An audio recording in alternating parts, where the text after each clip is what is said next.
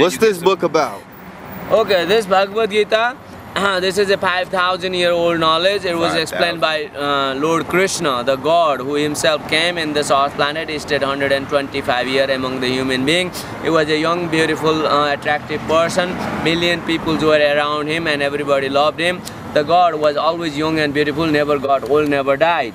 And at the end of his life, he flew into the sky and disappeared. So there was no death for him. During his stay, everything, the activities that he performed was all like a miracles, you know. So this is how it proved that he was a God. So all the activities are also recorded. He explained this is spiritual philosophy in front of 4 million soldiers in a great battlefield.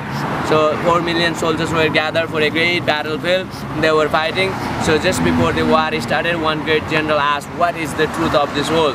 That time, God, standing in front of 4 million soldiers, explained the spiritual philosophy. So he talks about our mind. Mind can uplift a person. The same mind can degrade a person. Those who conquer their mind, mind is the best friend. Those who fail to conquer mind, mind is their greatest enemy. So if we want to balance this mind, we keep a strong faith in God, know some spiritual knowledge, then our mind is more stable and will achieve peace in life. And when there is a peace, person feels happiness. So this is how he explained. And then he talks about the karma, the law of action, you know, like how our action does not go away.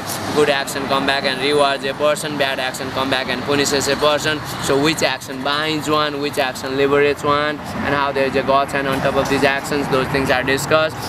And this also explains the yoga and meditation process. There is a stress in life, so to take out the stress and anxiety, we perform some meditation. How it is done? You sit in one place, you think of God. You know, God is described as a beautiful person. He stays in the core of our heart. So that God, we should meditate. On the process of meditation, person should be able to control various senses in the body, use our mind and intelligence, control eyes, nose, ears, tongue, belly, these various senses in the body, because they are compared just like a wild horses. They have unlimited desires. Try to fulfill those desires, person struggles hard in this world. But if we use our mind and intelligence and control them, then the real peace and knowledge develops in the body and goes away all our stress and anxiety. So how it is properly done, all nicely explains in this, you know. That person become advanced in meditation, you will feel that the God is situated in our own body, and God is spread everywhere throughout the universe, and especially in the heart of all living entities that are moving, you know. So this is how knowledge is explained. And then it explains how there is a God's hand on top of our job.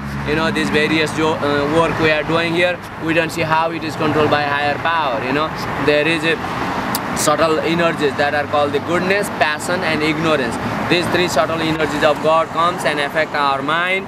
Just like goodness opens up knowledge, passion makes us work hard, ignorance bewilders us. You can say in the morning how our mind is very open, things are clear, we know what to do throughout the day. That is called the goodness.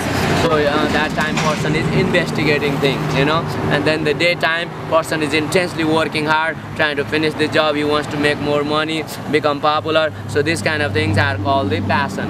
So intense endeavor and greed develops at that time. And then the ignorance usually take place at evening, like how person is bored and tired, things are not clear, so he doesn't know what is the next thing to do. Then he goes to sleep or drink something. So these kind of things are called the ignorance. So this is how three energies of God continually affect our mind, and under those effects different sort of endeavor person is doing over here. So this discusses how these energies work, how to rise above these energies, and how God controls these energies. And so those things are explained. And then it explains the